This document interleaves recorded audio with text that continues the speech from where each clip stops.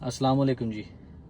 ਸਿਆਣੇ ਕਹਿੰਦੇ ਡਾਕਟਰ ਤੇ ਵਕੀਲ ਕੋਲੋਂ ਕੋਈ ਸ਼ੈ ਲੁਕਾਈ ਦੀ ਨਹੀਂ ਹੁੰਦੀ ਤੇ ਜੇ ਲੁਕਾਈਏ ਤੇ ਆਪਣਾ ਹੀ ਨੁਕਸਾਨ ਹੁੰਦਾ ਹੈ।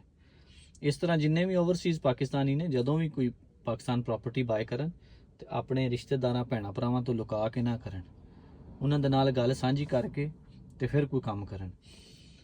ਸਾਡੇ ਉੱਥੇ ਸ਼ੇਖੂਪੁਰੇ ਇੱਕ ਬੰਦੇ ਨੇ ਕੋਈ ਕਨਾਲ ਸਵਾ ਦਾ ਪਲਾਟ ਲਿਆ, ਓਵਰਸੀਜ਼ ਪਾਕਿਸਤਾਨੀ ਸੀ, ਤੇ ਉਹ ਪਲਾਟ ਲੈ ਕੇ ਉਹਨੇ ਉਹ ਪਲਾਟ ਉਹਨੂੰ ਵਲਿਆ ਤੇ ਛੱਡ ਕੇ ਤੇ ਵਾਪਸ ਅਮਰੀਕਾ ਚਲਾ ਗਿਆ।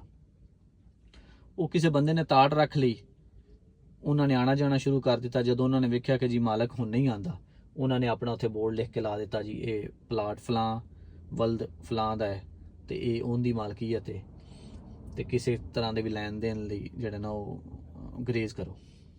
ਅੱਛਾ, ਉਹ ਬੰਦਾ ਕੋਈ 2-4 ਸਾਲ ਬਾਅਦ ਵਾਪਸ ਮੁੜ ਕੇ ਆਇਆ ਤੇ ਉਹਨੇ ਆ ਕੇ ਆਪਣੇ ਪਲਾਟ ਤੇ ਫੇਰਾ ਮਾਰਿਆ ਤੇ ਉੱਥੇ ਵੇਖਿਆ ਤੇ ਉੱਥੇ ਕਿਸੇ ਦਾ ਬੋਰਡ ਲੱਗਾ।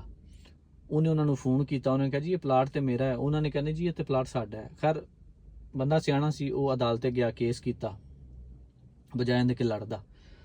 ਉਹਦੀ ਖੁਸ਼ਕਿਸਮਤੀ ਕਿ ਉਹਨੇ ਰਜਿਸਟਰੀ ਇੰਤਕਾਲ ਆਪਣੇ ਕਾਗਜ਼ ਸਾਰੇ ਪੂਰੇ ਕੀਤੇ ਸਨ।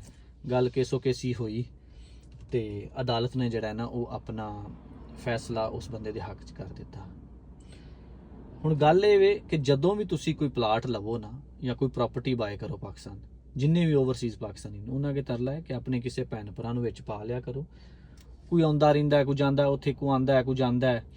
ਇਹਦੇ ਨਾਲ ਅਗਲਿਆਂ ਨੂੰ ਇਹ ਹੁੰਦਾ ਹੈ ਕਿ ਇਹਦੇ ਮਾਲਕ ਹੈਗੇ ਨੇ, ਹਜੇ ਜ਼ਿੰਦਾ ਹੀ ਨੇ, ਇੱਥੇ ਕਬਜ਼ਾ ਨਹੀਂ ਕਰਨਾ।